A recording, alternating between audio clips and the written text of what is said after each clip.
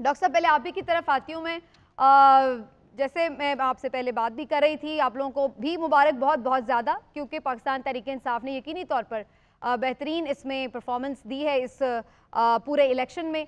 अभी बहुत सारी चीज़ों पर आपके बेशक तहफ़्फ़ुज़ात हैं, बहुत सारी सीट्स के ऊपर भी, लेकिन जो ओवरऑल आपको रिजल्ट्स मिले हैं, जिस तरह से लोग बाहर निकले हैं, how do you see it doctor साहब?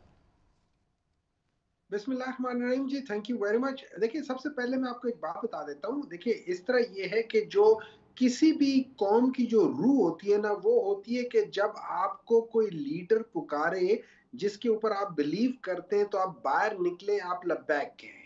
तो और उसमें अक्रॉस द कंट्री होती है, उसमें कोई एक सूबा या एक सेक्ट या एक फ़िक़्ह वाले लोग ना हो, वो अक्रॉस द कंट्री हो, और उससे आपको ये पता चलता है कि हम लोग एज अ नेशन उभर रहे हैं। It's a slow process, gradual process, but it's surely there. और उसमें इस सिस्टम को, जो डेमोक्रेटिक सिस्टम है, उसको स्ट्रेंथन करने का ये सबसे बड़ा ऐसा मौका आया है कि जिसमें एक शख्स जो जेल में है, इमरान खान, उसने जेल से अपनी अवाम को कहा है कि आप लोग बाहर निकलो और इस प्रोसेस में हिस्सा लो। क्यों? आपका वोट जो है वो असल ताकत रखता है, और लोगों ने उनके उस पर लबैक कहा, बाहर निकले, और आपका ये जो डेमोक्रेटिक सिस्टम है ये स्ट्रेंथन हुआ है। अफसोस इस बात का है कि वो जो स्ट्रेंथन सिस्टम जो सारा दिन इन बहुत अच्छे किसी जगह पे पूरे पाकिस्तान में इक्का दुक्का की बजाय किसी जगह पे कोई लड़ाइयां नहीं है, किसी जगह पे वो काम नहीं है जो पहले होते थे।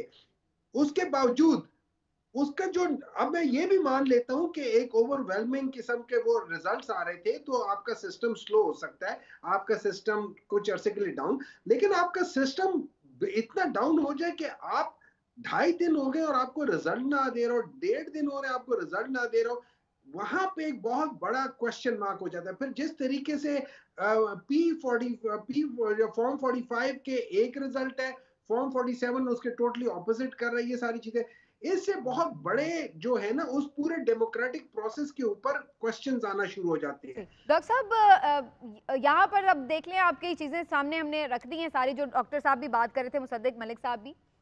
आपने भी कोई कोशिश शुरू कर दी है हुकूमत साजी की? क्योंकि क्लेम तो पीटीआई भी ये कर रही है कि वो जाहिर है मेजॉरिटी में है, तो जी हम बनाने जा रहे हैं। तो आप लोगों ने क्या तय किया है? पहले तो अपना जो आज़ाद अरकान हैं उनको किसी प्लेटफॉर्म पे जमा करना पड़ेगा, और उसके बाद ही जाहिर आप आगे बढ़ सकेंगे। तो क्या प्लानिंग है आपकी?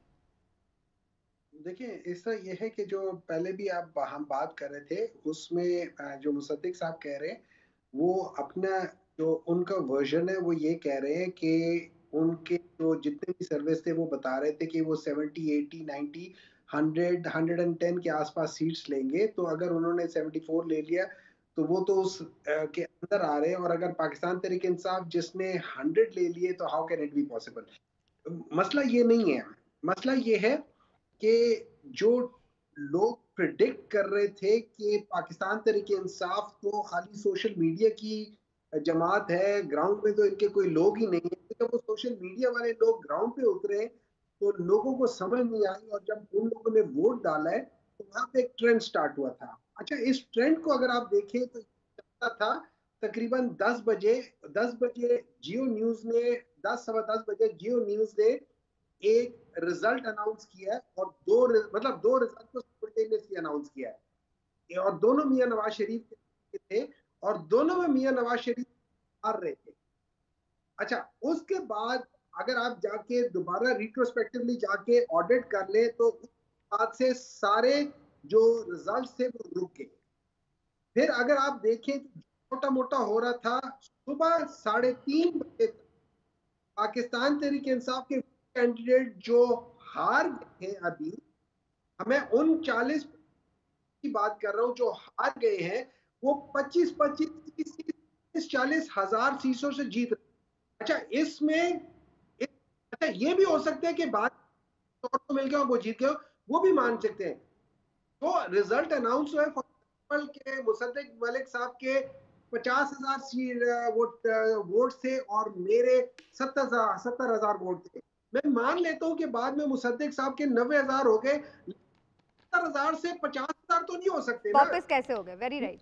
जी मैं सर, बहुत सारी रिवर्स ऐसी कैसे? चीजें हैं। अब इस पे फिर वही बात है, एक अच्छा बहस शुरू हो जाएगी। जो मैंने सवाल किया था मैं उसका ज़रा डॉक्टर साहब से मैं भी एक सवाल कर लूँ।